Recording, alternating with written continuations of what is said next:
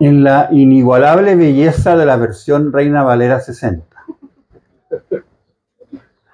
que nos dice lo siguiente: porque quiero que sepáis cuán gran lucha sostengo por vosotros y por los que están en la Odisea, y por todos los que nunca han visto mi rostro, para que sean consolados sus corazones, unidos en amor, hasta alcanzar todas las riquezas de pleno entendimiento, a fin de conocer el misterio de Dios el Padre y de Cristo, en quien están escondidos todos los tesoros de la sabiduría y del conocimiento. Y esto lo digo para que nadie os engañe con palabras persuasivas, porque aunque estoy ausente en cuerpo, no obstante en espíritu estoy con vosotros, gozándome y mirando vuestro buen orden y la firmeza de vuestra fe en Cristo. Por lo tanto, de la manera que habéis recibido al Señor Jesucristo, andad en Él, arraigados y sobreedificados en Él, confirmados en la fe, así como habéis sido enseñados, abundando en acciones de gracia. Amén. Oremos.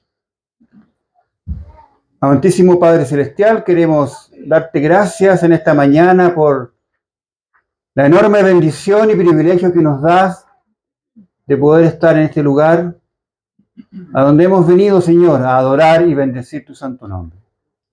Te pedimos, Señor, que tú te hagas presente en medio nuestro, en esta comunidad, en este culto, en nuestra vida, a través de tu palabra, para que ésta sea edificada, abunde y sobreabunde. Te lo pedimos humildemente en nombre de Cristo Jesús. Amén. Quiero destacar, queridos hermanos, los versículos 6 y 7 del capítulo 2, que nos dice también en otra versión: ustedes han aceptado a Jesucristo como su dueño y Señor.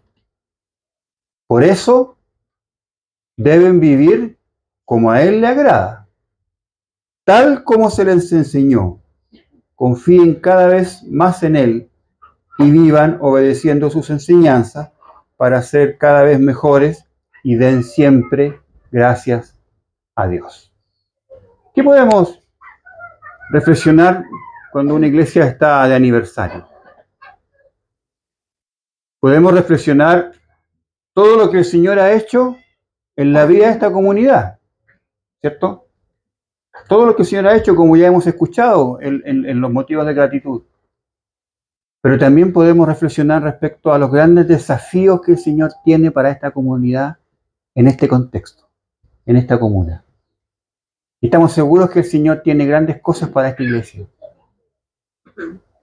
Pues el camino de perseverancia, de constancia en la predicación de la palabra del Señor es la que está abriendo una luz de esperanza para los vecinos de este lugar, para este barrio, para esta comuna. El apóstol Pablo, que escribe esta epístola para contextualizar un poco, junto con Timoteo, lo dice ahí en el capítulo 1, probablemente preso en Roma alrededor del año 60, escribe a la iglesia de Colosas, una ciudad pequeña. Probablemente el apóstol Pablo, como nos dice también el texto, nunca estuvo allí presencialmente, pero había recibido noticias de lo que pasaba allí a través de Epafras, que fue como el misionero, el anciano, el ministro que plantó esa iglesia y que estaba en la dirigencia de la iglesia de Colosas. A los que piensan tener hijos a futuro, aquí tienen un buen nombre cristiano: Epafras. Les recomiendo el bullying que les van a hacer en el colegio. Pablo y Timoteo fueron personas activas en llevar a cabo el anuncio del reino de Dios y el nombre de nuestro Señor Jesucristo. Y entonces ellos escriben esta carta y dirigen la carta a hermanos en Cristo fieles, a hermanos dignos de confianza, que así como todos nosotros, todos los creyentes, todos los cristianos, hemos sido hechos santos. ¿Qué significa eso? Que hemos sido apartados por Dios. Porque eso significa santo, que hemos sido apartados por Dios. Entonces, la carta a los colosenses no está escrita para cualquier persona. Está escrita para hermanos específicos y se caracterizaban por tener una fe firme. El apóstol Pablo lo grafica ahí en los primeros capítulos. Dice que habla favorablemente de la fe, del amor, de la esperanza de los hermanos cristianos de Colosas. Reconoce que el evangelio fructifica y crece en ellos. Está reconociendo el apóstol Pablo a través del informe que le trae el ministro Epafras de lo que está pasando allí. Entonces reconoce su fe, su amor, su esperanza, cómo el evangelio crece. Sin embargo, también es informado que hay algunas dificultades que están surgiendo allí, falsas enseñanzas, herejías, porque cada vez que la iglesia crece, el enemigo se preocupa. Hemos sido testigos de eso. Cada vez que la iglesia crece, cada vez que la palabra del Señor es predicada y llega a más, el evangelio llega a más almas, el enemigo quiere interferir. Y eso iba a ocurrir ahí en Colosas. Entonces Pablo escribe esta carta a los colosenses para ayudar a solucionar estos problemas. Pero como él quiere, si leemos la epístola, él va tratando los problemas uno por uno, pero antes de exhortar y profundizar respecto a cómo ellos deben enfrentar las dificultades, quiere estar seguro que los cristianos colosenses estén bien enraizados en los verdaderos principios básicos de la fe cristiana. Entonces él dice, va a tratar estos problemas, estas herejías, estas enseñanzas que quieren desviarlo. Pero antes de dedicarse a eso, como un pedagogo, utiliza las técnicas que usaban los maestros de la Torá. Quiere estar seguro primero de que los conceptos básicos de la fe estén bien enraizados en esta comunidad, en Cristo, como el centro de esa fe.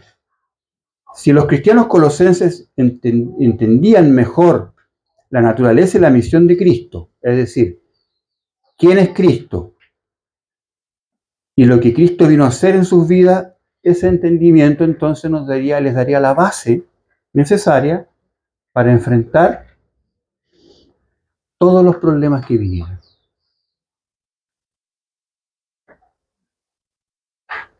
Si ellos entendían claramente en qué estaba basada su fe, en Cristo, entonces tendrían la base suficiente para enfrentar cualquier dificultad. Y ojo, no digo que con eso lo iban a solucionar como una receta automática, pero iban a tener la confianza y la base suficiente para saber cómo enfrentar todas las pruebas, las dificultades y las crisis que a veces llegan a nuestra vida y a la vida comunitaria.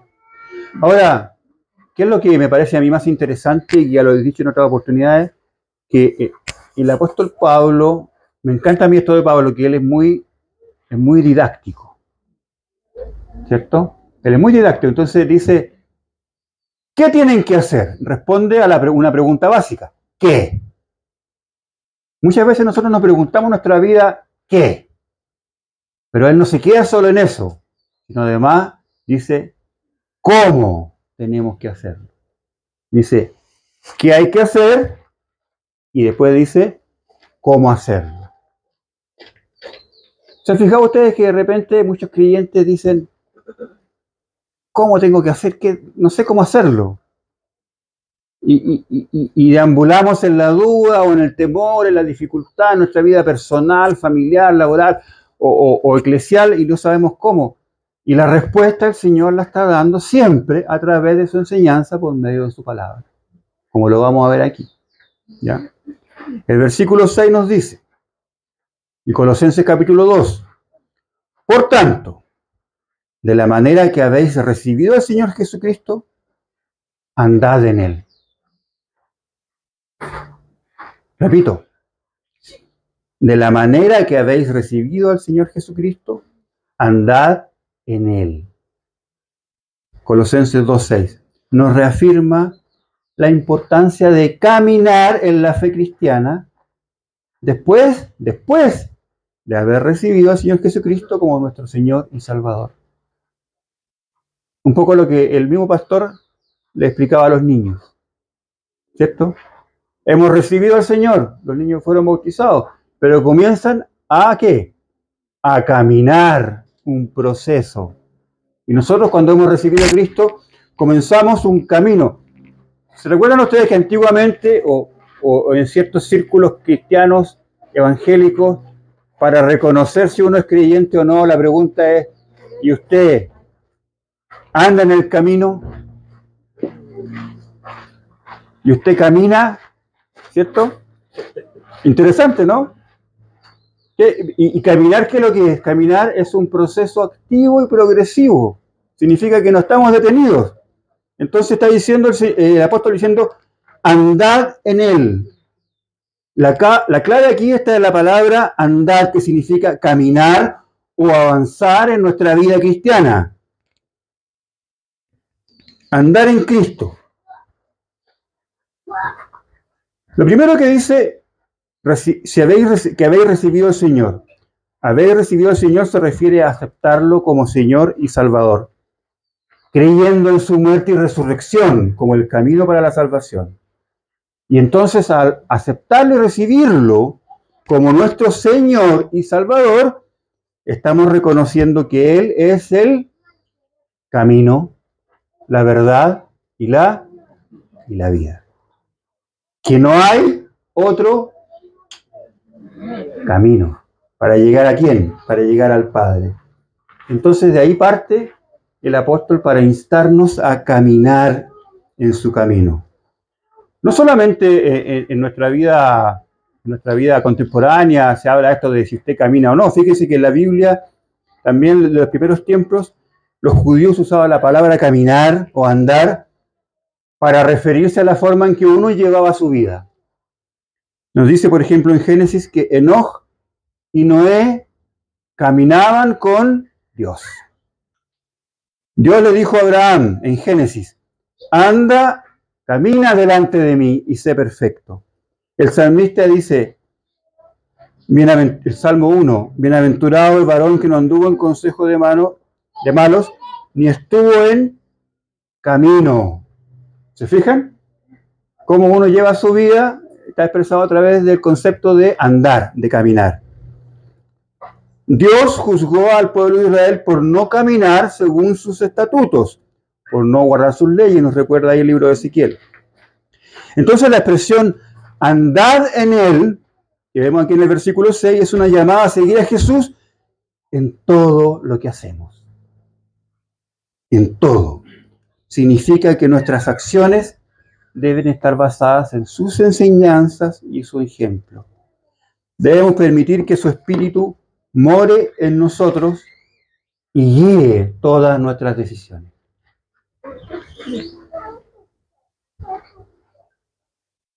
Interesante el modelo de... No, pensé otra cosa.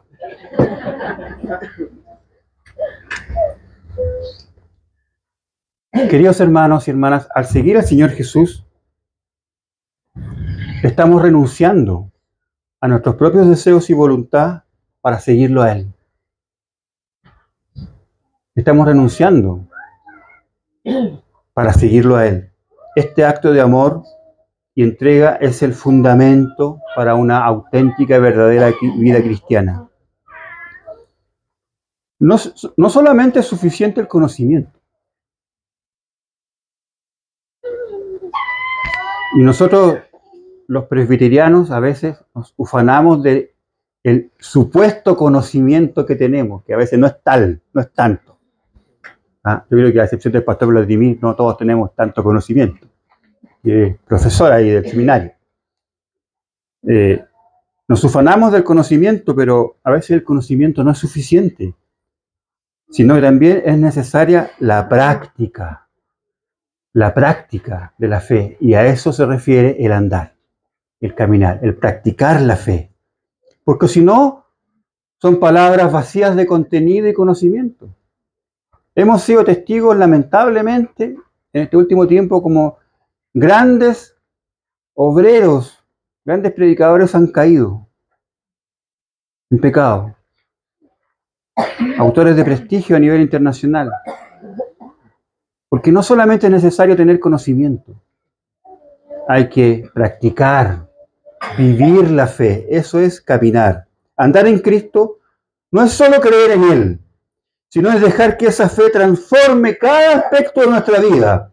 Es como un viaje, donde cada paso que damos debe reflejar el amor y la enseñanza del Señor Jesús.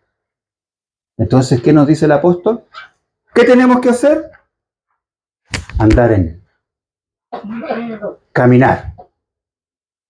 Y enseguida agrega, en el versículo 7, el cómo. ¿Cómo caminamos en Él? Y fíjense ustedes qué interesante, dice, arraigados y sobreedificados en Él y confirmados en la fe, así como habéis sido enseñados, abundando en acciones de gracia. Arraigados y sobreedificados en Él y confirmados en la fe, así como habéis sido enseñados, abundando en acciones de gracia. Este versículo 7 resume, en esencia, la idea central de la epístola. Es una exhortación a todos los creyentes para permanecer firmes en la fe en Cristo y nos muestra los elementos indispensables para poder caminar en Él, andar en Él. El apóstol utiliza una metáfora muy interesante. Aquí dice, arraigados y sobreedificados. Esta metáfora apoya la declaración que todo lo que los colosenses, los cristianos colosenses, a quien dirige su carta, han ganado por medio de su conexión con Cristo y que deben todo su progreso espiritual a esa conexión. Usa un concepto botánico, es decir, arraigados. No sé si algunos se sabrán aquí de botánica, yo de plantas no sé mucho, pero a mi señora y a mi hija le encanta esto de las plantas. ¿Ya? Arraigado es como, no sé si ustedes se han fijado, como las personas que se dedican a eso, saben, las plantas dependen de qué? Dependen de las raíces para su crecimiento, para su nutrición, para sostenerse. La raíz no se ve, porque está bajo tierra, o está ahí escondida en la maceta, es invisible para el simple observador. Pero sabemos que es esencial para la vida y el crecimiento y el desarrollo de la planta. ¿Ya? Entonces la planta tiene que estar arraigada. También mucho depende, por lo que estuve investigando, como digo, no soy experto, depende mucho del... ¿Se han fijado ustedes cuando las personas, uno va a la casa y ve una planta hermosa y alaba la planta y ve el rostro de satisfacción y orgullo de la persona que plantó y cuidó esa planta? ¿Se han fijado ustedes en eso? ¡Qué maravilla!, ¿no? Qué hermoso, claro, porque hay todo un trabajo detrás, hay todo un tiempo dedicado y ellos saben que depende del tipo de tierra, de la humedad, de los nutrientes que las raíces extraen para alimentarse, para que la planta pueda prosperar. Sin embargo, si la tierra no contiene la humedad o los nutrientes suficientes, las raíces quedan desamparadas y son incapaces de sostener la vida, y la planta muere. Entonces uno va allí y dice que linda la planta y después ve la otra y ve hojas secas. Y ahí no cambia el rostro. Ya no, ahí no me resultó. Pero lo que está diciendo Pablo a los colosenses, fíjense, esto es muy interesante. Lo que está diciendo Pablo aquí, cuando dice arraigados, les dice que no deben preocuparse por la tierra espiritual en que las raíces están plantadas, porque están arraigados a Cristo. cuyos recursos espirituales son infinitos, arraigados en Cristo. Entonces no tenemos que tener esa preocupación de las personas que cultivan del tipo de tierra. ¿Por qué? Porque es la mejor tierra, porque está arraigado ¿en quién? En Cristo. Y que tiene todos los nutrientes necesarios para nuestro crecimiento espiritual. Pasen tiempos buenos o malos, haya calor o haya frío. ¿Se han fijado ustedes que cuando hay mucha lluvia, todas las verduras y las frutas suben de precio? Y si hay sequía, todas las verduras y frutas suben de precio. ¿Sí? ¿Por qué será eso? Los misterios del mercado, ¿no? Pero lo que nos está diciendo aquí el apóstol, que sean tiempos buenos o malos, podemos estar seguros que estamos arraigados en la mejor tierra espiritual, que es Cristo. Ser arraigados en Cristo significa tener una fe establecida en los principios cristianos. Implica tener una profunda conexión con Dios, una comunicación constante con Él. Cuando estamos arraigados en Cristo, podemos volvernos más firmes en nuestra fe. Podemos enfrentar mejor las tentaciones y las pruebas y las dificultades de la vida. Y como decía anteriormente, esto no significa que automáticamente no vamos a tener pruebas o que las vamos a solucionar en forma mágica, porque enfrentamos pruebas difíciles. Los creyentes, tanto individual como comunitariamente, enfrentan dificultades difíciles. Y a veces nos vemos abrumados cuando vemos que la oscuridad nos rodea y no hay salida. Pero la palabra del Señor nos recuerda que no estamos solos, porque nuestra fe está arraigada en Cristo. Y eso nos provee la posibilidad, nos capacita para poder enfrentar con mayor certeza y seguridad la prueba y la dificultad. Para estar verdaderamente arraigados en Cristo, necesitamos profundizar y meditar en su palabra. Queridos hermanos, no hay nada que pueda reemplazar el estudio y la meditación de la palabra de Dios en términos espirituales. Allí está todo lo que necesitamos para nuestra vida espiritual.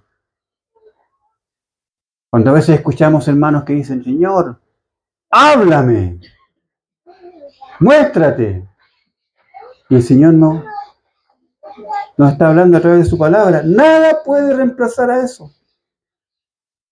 Orar y cultivar una relación personal con Él. Al hacer todo esto, nos fortalecemos y somos capaces de plantarnos con mayor seguridad para enfrentar la adversidad. En segundo lugar, establece otro concepto, porque el arraigado, se fijan que habla de la raíz, lo que está abajo, y después dice sobreedificados.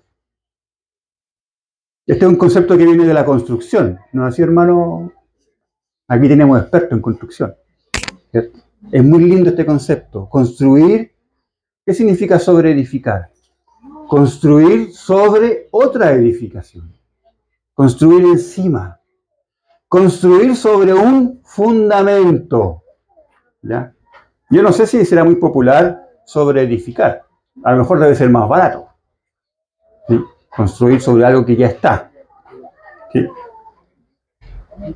En Hechos 20:32 se nos dice, ahora hermanos, os encomiendo a Dios y a la palabra de su gracia, que tiene poder para sobreedificaros y daros herencia con todos los santificados.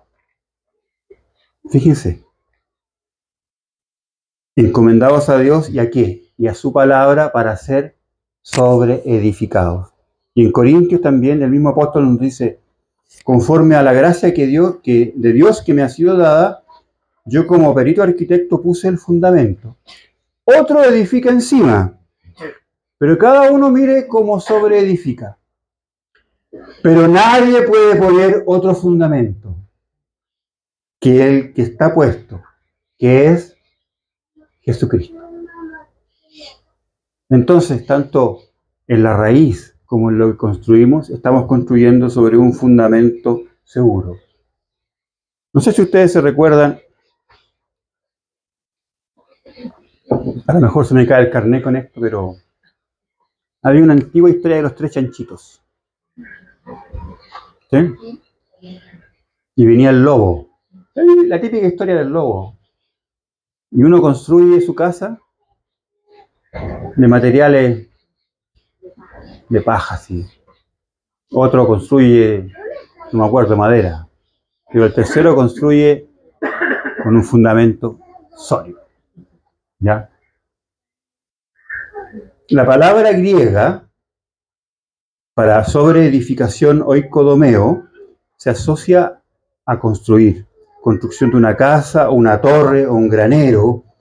Pablo les dice a los cristianos colosenses que son la obra de un maestro constructor que pueden confiar y depender que tiene cimientos firmes, paredes fuertes, tejado sólido.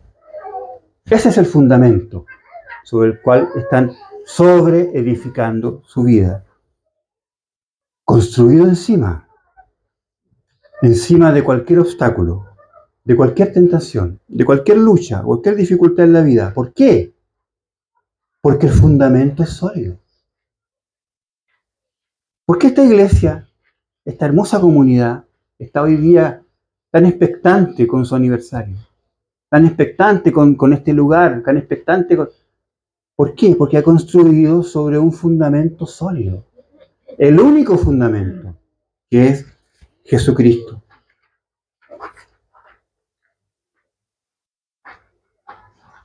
La palabra sobre edificar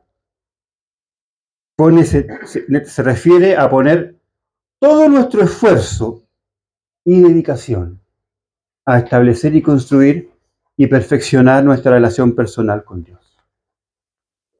En tercer lugar, nos dice este versículo, confirmados en la fe. Es muy interesante este concepto de confirmados.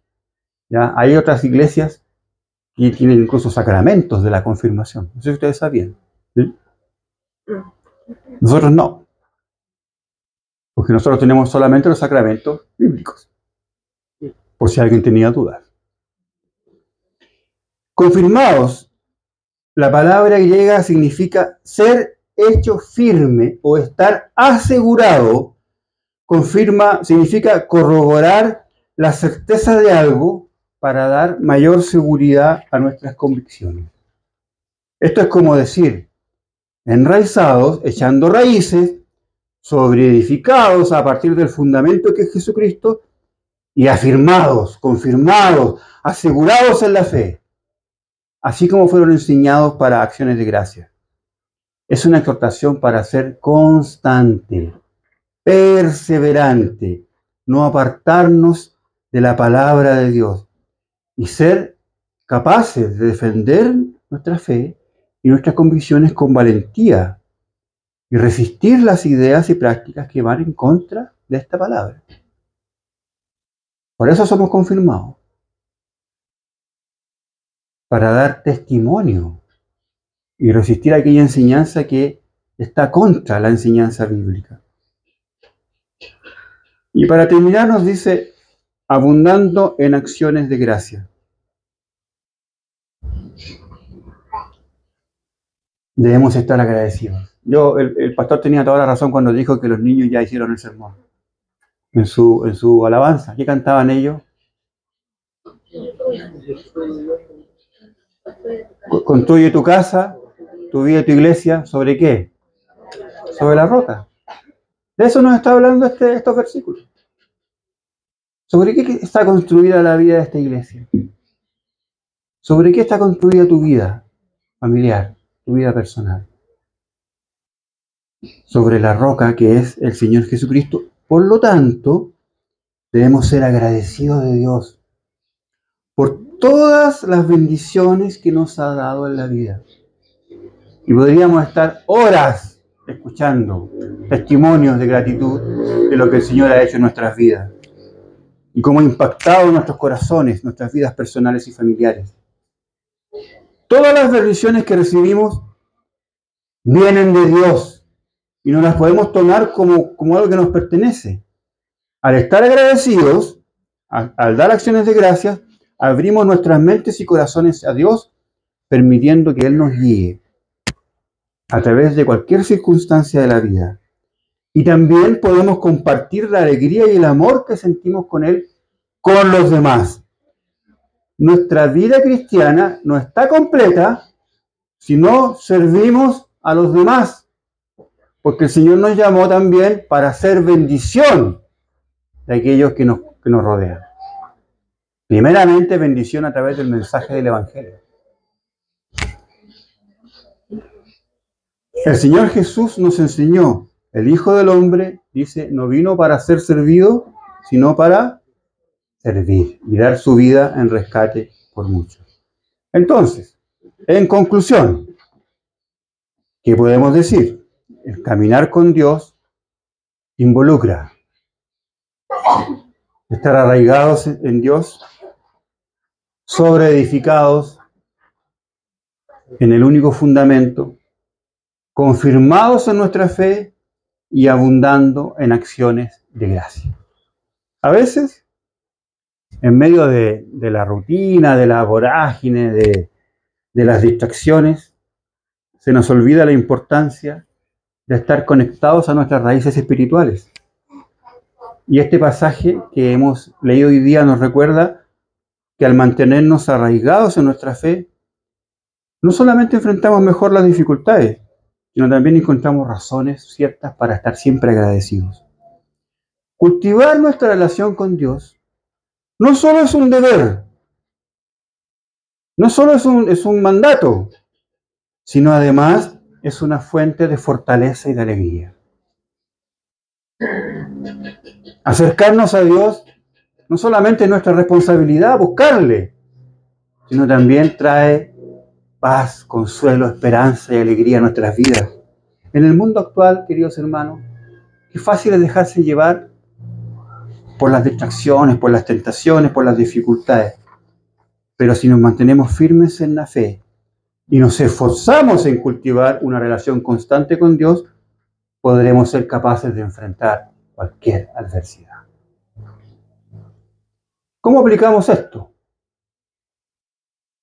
En términos prácticos. Primero, buscar el conocimiento bíblico. Esencial. Buscar el conocimiento bíblico y la guía espiritual.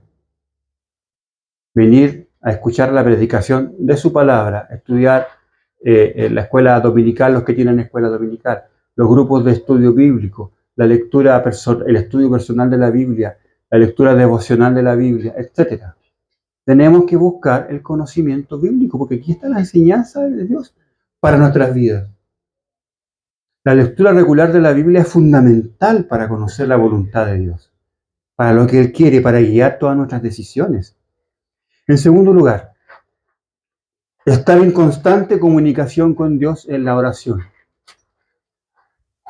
Yo recuerdo cuando comenzó el proyecto de plantar una iglesia en esta comuna. Comenzó con oración. Comenzó con oración. Ningún proyecto eclesial o desarrollo o crecimiento ha tenido éxito si no primero comienza con doblar nuestra rodilla ante el Señor. Hablar con Dios, pedirle ayuda, pedirle guía en todas las decisiones que tomamos. Si confiamos en Él de todo corazón, en todas nuestras actuaciones, veremos su presencia y la evidencia de su ayuda. Tercero, ser testigos de nuestra fe. En nuestra vida diaria, ser ejemplo de lo que creemos a través de nuestras acciones. Que las personas que nos vean, puedan ver la imagen de Dios a través de nuestro testimonio, nuestras palabras, nuestras actitudes. Que todos puedan ver la luz de Cristo en nosotros. La fe es más que una cuestión personal. Debemos estar dispuestos siempre a compartirla con los demás y llevar la buena nueva a aquellos que nos rodean. Y por último, estar agradecidos por todas las bendiciones que Él ha traído a nuestra vida. Debemos recordar que todas las bendiciones que recibimos vienen de Dios. Todo lo que recibimos viene del Señor. Por lo tanto, nos capacita para acercarnos a Él, fortalecer nuestra fe y ser testimonios de la verdad de la palabra de Dios a todos aquellos que nos rodean. El Señor, este sea el propósito de esta comunidad hermosa, de ser testimonio de la evidencia de la fe en la vida de cada uno de sus miembros. Que el Señor les bendiga grandemente. Amén.